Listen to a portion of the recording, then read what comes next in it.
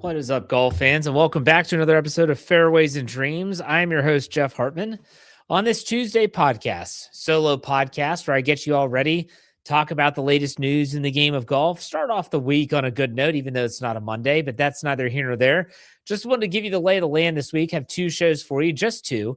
You have today's Fairways and Dreams podcast. Tomorrow's the press podcast, where we give you the preview of the upcoming Waste Management Phoenix Open out at TPC Scottsdale, as well as take a look back at the Farmers Insurance Open, our picks and predictions for that tournament. And we'll kind of go through the prediction stuff. And that's all. We're probably not going to have time for a 2-minute scramble this week. I apologize for that. Hopefully we'll be back to that next week. But nonetheless, there's a lot going on in the game of golf. And after Justin Rose dominates at Torrey Pines, a wire-to-wire victory at the Farmers Insurance, I found it appropriate to do a podcast, How Justin Rose and Others Show Why Golf is Fantastic. That's the title of the podcast today. Why Justin Rose and these other golfers, and there's so many that I could talk about, so many that I could list.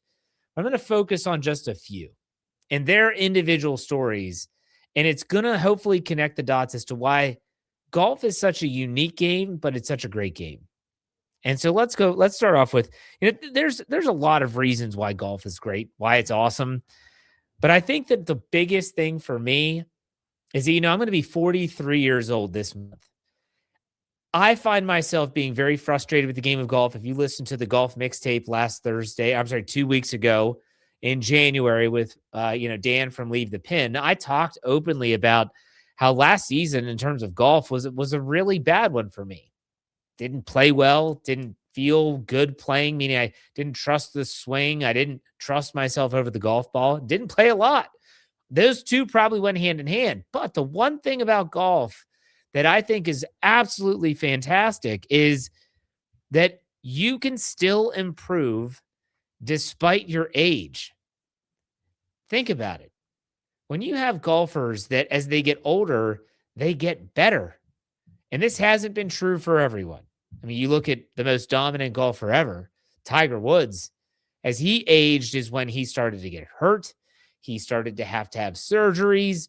A lot of these things started to creep up, and it definitely hurt his play on the golf course. But let's look at Justin Rose as a prime example. Justin Rose, okay, he had a lot of success early in his career. He had 10 wins. He has 13 career wins, and he is 45 years old. Okay, so he's 45. He's had 13 career wins. He had 10 of those career wins before 2020. So a lot of people after the 2020 season said, Justin Rose is just he's done. Like, it was a good story. He's reaching 40 years of age. It's probably he's on that wrong side of 40, as they would say. But no, he won in 2023, the Pebble Beach Pro-Am. He won in 2025, the St. Jude's FedEx. And then he wins the Farmers Insurance for the second time, mind you, in 2026. That is just those statistics alone. 10 wins before 2020, but after 40, now all of a sudden he's a 3-time winner on tour. And I'm not even bringing up international wins. I'm not bringing up how well he played in the Ryder Cup and has played in the Ryder Cup. Just incredible stuff. These stories are only found in the game of golf. Maybe there are other sports that I'm not aware of, that I don't follow as closely. And you might say, Jeff, like, there's a lot of these type of stories out there. You're just not hearing them. Sure, fair. But I follow golf. I love the game of golf. And this is one of the reasons why I truly do love golf, to watch a Justin Rose. And I'm not a huge Justin Rose fan. It's the Ryder Cup stuff. I mean, people that listen to my podcast know I am an American through and through when it comes to golf and how they compete. However, I do have to give a tip of the cap to Justin Rose, not just for his performance this past weekend, but really how he has shown that, you know what, just because you're getting a little older doesn't mean you can't continue to improve. Let's talk about another golfer. This guy's story is ridiculous. And it's so many peaks and valleys. Joel Damon is the next golfer I want to talk about. He's 38 years old. He's only had one career PGA Tour win of his entire career. And he's been up and down. We all remember he was the one, obviously the bucket hat, he's very recognizable. He made I think it was after 2024, made a crucial putt, the final tournament of the season to secure his card. In 2025, he loses his PGA Tour card. Okay, so he doesn't have a PGA Tour card. In 2026, to play In the Farmers Insurance, he's an alternate. He's listed as an alternate. And Joel Damon, you're thinking, okay, this guy's sometimes alternates never even get a legitimate shot. But why does he get a legitimate shot? Why does he have the opportunity to play in the Farmers Insurance? It's because Brooks Koepka came back, and the PGA Tour allowed Brooks Koepka to return. Think about that. If Brooks Koepka doesn't come back, Joel Damon does not get it. What was you're like? Well, what is it? The field expands to allow Brooks Koepka to come back, but they had this weird number of individuals. So they had to bring other alternates in to have threesomes and set up the course properly. Joel Damon gets the green light. What does he do with it? Oh, he just goes out and shoots 14 under, a tied for 7th, a top 10 finish. And so now it's hysterical because he had already sent a letter to the WM Phoenix Open, and he trying to get a sponsor's exemption. He wrote it on a polo shirt. And he got it. So he's going to be playing next week as well. I think Joel Damon's story is not just memorable. I think it's one that really shows that golf, man, it can be cruel at times. It can be downright just exhausting. But there are also some really great stories where you get a guy like Joel Damon who he gets an opportunity. He gets one shot. And if he would have missed the cut, it probably would have been it, at least for this season. He would have had to kind of play in some sponsors exemptions and stuff like that, and hope, fingers crossed, that he, gets enough FedEx Cup points to maybe secure a card for the following year. Joel Damon is another one of those stories of why golf is great. You get an opportunity. Most people would just discount you. You're an alternate. Who cares about this guy? And what does he do? He goes out there and he gets tied for 7th, the top 10 finish at Torrey Pines. Then let's go to one more story, and this obviously also occurred in the 2026 season. They were going back to the Sony Open in Hawaii. Vijay Singh at 62 years old, 62 years of age, there were people out there saying Vijay Singh shouldn't be playing in this tournament. He shouldn't be playing. He's taking up someone's spot. 62 years old. It's a waste. That's what people were saying. It's a waste. It's a waste of time for Vijay Singh. It's a waste of time for the other golfers that are trying to somehow improve their careers. It's a waste. What does Vijay Singh do? At age 62, he goes out, he makes the cut. And here are his 4 rounds of golf. He shoots a 68, 70, 68, and then finishes up with a 69 in round 4. He ties for 40th. Now, you might say, Jeff, like Joel Damon, you're talking about a top 10 finish. No, Vijay Singh didn't have a top 10 finish, but amongst the best golfers in the world, and that was not that there were a lot of good players in that field at the Sony Open, he ties for 40th. And so Vijay Singh gave a big F you to all the people out there that said he shouldn't be in this field. There's no reason why Vijay Singh should be golfing in this tournament. At 62, he said, you know what? I'll play from the back tees. Let's go out and see who can still make the shots necessary to score well. And he did that. That's why golf is great. You have stories like Justin Rose, who's having a career renaissance after the age of 40. You get the stories of Joel Damon, who just get an opportunity out of some fluke that Brooks Koepka's allowed back into the PGA Tour, and he turns it into a top 10. You get Vijay Singh at 62. I mean, you could talk about Bernard Longer and all these other champions that have come back off the Champions Tour, competed on the PGA Tour, and played well. That's why golf is awesome. You have stories where people shoot their age, whether you're a 70-year-old and you go out and shoot 70, 71, doesn't matter. Think about that. That's remarkable. I know that my dad's listening to this. He always listens to my golf podcast, and he that's a goal for him. He's going to turn 71 years old in a couple weeks here, and his goal is to shoot his age. He will. He's already been shooting in the 70s for a long time. He's still playing the white tees. He hasn't moved up to the golds or anything like that. That stuff is what, in my opinion, is probably one of the greatest aspects of the game of golf that I don't think enough people talk about.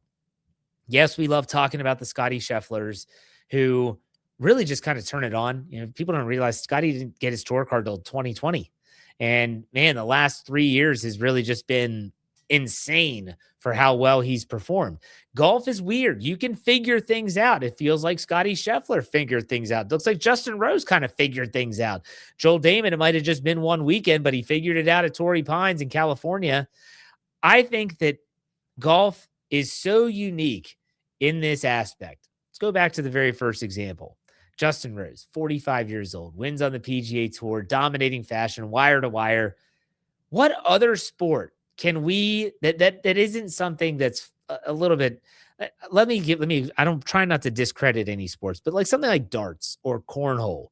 There are professional leagues, and I'm not discrediting what those individuals are doing with their respective activities. Golf is different. It's going to require a little bit more finesse. It's going to require a little bit more of an endurance factor, strength factor, because you could be a 55-year-old dart thrower or cornhole player, and you just have to be able to throw, whether it's a dart or a beanbag, to the target. That's it. Golf, you're playing the back tees. You're having to hit the ball hundreds of yards. You got to be able to walk 4 rounds of golf. Not the same, in my opinion. What other sport, though, can people think of where at age 45, you can go out and not just compete, but dominate players that are 20 years younger than you, if not even 30 close to? I mean, it's not 30 because obviously that Blades kid was 18 years old playing with Scotty Scheffler on Sunday, a week ago. And so it's one of those things. That was at the American Express. Vijay Singh at 62 years old goes out, shoots 3 out of 4 rounds in the 60s, and makes a cut at 62. What other sport can you do this? There isn't one. There isn't one. You have a 62-year-old football player. Let's go to a Joe Montana, says at 62, I want to make a comeback. You're not doing it. 62-year-old Michael Jordan wanting to go and be in the NBA. I'm sure he still has the jumper, but he can't play like that the way that he used to. He wouldn't be able to compete. Not with these young guys. You serious? Hockey, you could go any sport, any legitimate top 4 sport. Baseball, at 62 years old, you're not pitching, hitting, fielding, running.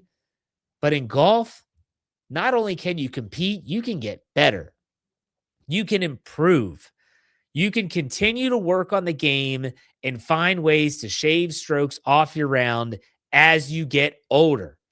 Everyone talks about it. If you've golfed with anyone that's older than you, you're talking about 50s or older, these golfers have a way, especially if they've played their whole life, of knowing how to be unbelievably crafty to save themselves strokes, knowing when to be aggressive, knowing when to play it safe, short game around the green, making their putts, not making the big miss, all that stuff.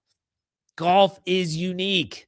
It's not just the fact that you can continue to play as you age. It's the fact that you can get better as you age, like a fine wine. And that's why I love golf. And I just thought that this season, but really this past weekend, the Justin Rose story and the Joel Damon story were the ones that spawned this podcast.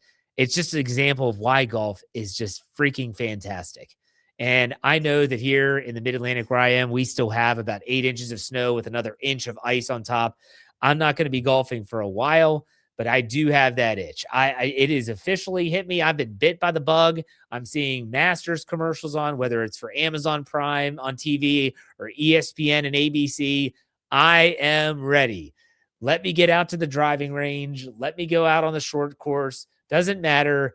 I am ready. I'm sure you all are like me as the cold is like gripping the United States all the way down to Florida. I saw that Orlando's wind chills are like 13, and they're not used to that down there. We've had highs of 13 recently, but still interesting stuff. That's why I love golf. Let's talk about the latest news in the game of golf. Obviously, I said Justin Rose dominates Torrey Pines in the Farmers Insurance, and he is the oldest wire-to-wire winner since 2010 when Rocco Mediate did it at the Pro Court Championship. Think about how difficult it is to just be a wire-to-wire winner in and of itself. That you're leading after the first round, you hold that lead for 4 straight days. And I'll tell you what, Justin Rose did it in ridiculously dominant fashion. It was never even close. He finishes 23 under, where second place Pearson Coody finishes 16 under, tied with a couple other players. A 7-shot victory. Wire to wire, 7-shot. That is dominant golf from start to finish. It was impressive. I watched a good bit of it. If people that were like waiting for Rose to mess up, I'm watching Sunday it was over. I was more fascinated by where Brooks Koepka finished and some of those things. The other storylines were great, but I was also curious about Justin Rose, and that's a good stat about the oldest wire-to-wire winner since 2010, Rocco Mediate.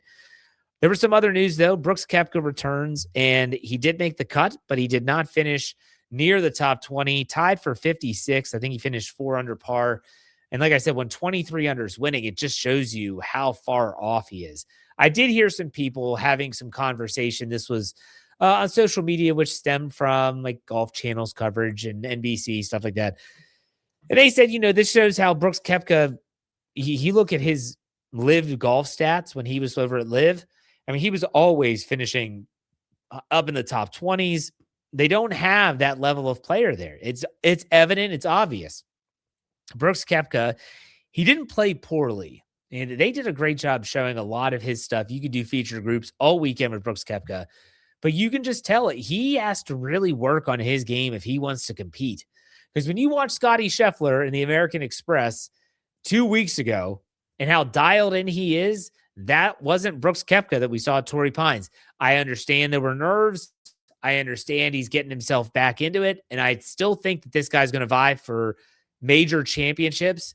But you know what? It's going to be really interesting to see how he does here in the coming weeks leading up to the Players' Championship, obviously the Masters in April. We're going to keep our eyes on Brooks Koepka. Also, maybe the one of the biggest surprises, and I had him a favorite to win this tournament. I had my fingers crossed that maybe there's catch lightning in a bottle, that maybe 2025 was nothing but an injury-plagued season for this golfer who had a great 2024. I'm talking about Xander Schauffele. Xander Schauffele misses the cut. He doesn't make it to Saturday, and it breaks his 72 straight made cut streak. It's done. It's done. He trailed only Tiger Woods, and Tiger Woods is it's so far beyond that. And now, out of active golfers, Scotty Scheffler is now in the lead with 65 consecutive made cuts. So I think Scotty will probably do a great job, barring injury, of really pressing to get to the triple digits, where I believe that's where Tiger Woods is. But Xander missing the cut, I don't know where his game is. I don't know what's going on. We had the excuse in 2025 of, he won the PGA in 2024, he won the Open Championship, 2-time major in that season. Everyone's like, this is going to be a great year. Xander is going to be that competition for Scotty Scheffler that we've all been looking for. And he got hurt. I don't know if he got hurt in TGL or whatever, but he got hurt. And so everyone said, well, he's injured. That's why he didn't play well in 2025. So in 2026, at the end of 2025, we saw him at the Skins game, which, yes, it's not a real tournament. I understand that. But he didn't play well. He didn't look good. He wasn't hitting the ball well. And then you come out and your first tournament here in 2026 is, I think he played in Hawaii, if I look back. But he hasn't played well. Xander Schauffele, something is missing. I'm not sure what that is. We'll keep our eyes on that. Other news around the game of golf. How about Patrick Reed? Since the last time we spoke on the Fairways Dreams podcast, Patrick Reed is coming back to the PGA Tour, and so is Kevin Na and Hudson Swafford. 3 players that went to LIV are all coming back, but none of them come back with the same status of Brooks Koepka. Remember, there was only a handful of players, 4 predominantly, that could have come in during that window, which is now officially closed. Those players, Patrick Reed, Kevin Na, and Hudson Swafford, are going to have to wait a full calendar year since their last LIV tournament, which was in August. They'll all be eligible to play on the tour if they qualify to get on in those events. Now, Patrick Reed, as a past champion, will be able to play. And also, he's won on the DP World Tour, which could then get him into events this year. And then in 2027, they'll all have to qualify for their full PGA Tour cards. I think as a past champion, Patrick Reed will have a full year as a past champion to play in signature events and stuff like that. But Kevin Na, Hudson Swafford, they're all coming back. Really interesting to see if more golfers do this. And speaking of live, I want to bring up this. This is Bryson DeChambeau. It's interesting how Bryson DeChambeau, when you watched, and I talked about this a couple weeks ago, they had all the live golfers up there, and you got Cameron Smith, and you got Tyrell Hatton, John Rahm, Bryson DeChambeau, and they're being asked a lot of questions as it pertains to what's your future look like with live golf. And Bryson was kind of the one that said, "Hey, for me, I'm under contract for this year, and after that, we'll see what happens." It just didn't feel like Bryson DeChambeau was really 100% in on what was happening at Live. Now, quotes from the Live Golf Media Day earlier in January, but were released, have Bryson being very vocal about his uncertainty with his future within Live Golf. Here's what he said, and I quote, "It's definitely changed away from what we had initially been told it was going to be." This is DeChambeau speaking. "So there's some movement that we've all been, I would say, interested in and going, why that movement? Because we were told it was going to be this. So that's definitely made us have some different thoughts about it. I've got a contract for this year, and we'll go through it there and see what happens after that. Look, it's 72 holes. It's changed, but we're still excited to play professionally and play for what we're doing and go across the world. I think it's going to be great for our team. Is it what we ultimately signed up for? No. So I think we're supposed to be different. So I'm a little indifferent to it right now. Hopefully it weighs positively on me over the course of time, but you never know. I'm not sure. We didn't sign up to play 72. And he's talking about Live Golf going from 54 holes to 72 holes of competition play. It just doesn't seem like the guy's that happy. That doesn't mean he's going to go back to the PGA Tour, but it just doesn't feel like he is fully bought in to the changes that are being made at Live Golf. We'll keep tabs on that, just like we are with all the latest news in the game of golf. Again, we'll be back tomorrow to preview the Waste Management Phoenix Open on the Press Podcast. My picks are slow, meaning that I'm a little cold right now. But if I go back, and I did this the other day, I went back and I looked at last year. Again, you got to kind of figure some things out. You got to see some trends. We're just getting data points. We got to see those trends, and then we'll be able to dial it in, hopefully, before the Masters. But we did have some wins for you last week. We'll talk about that tomorrow on the Press Podcast.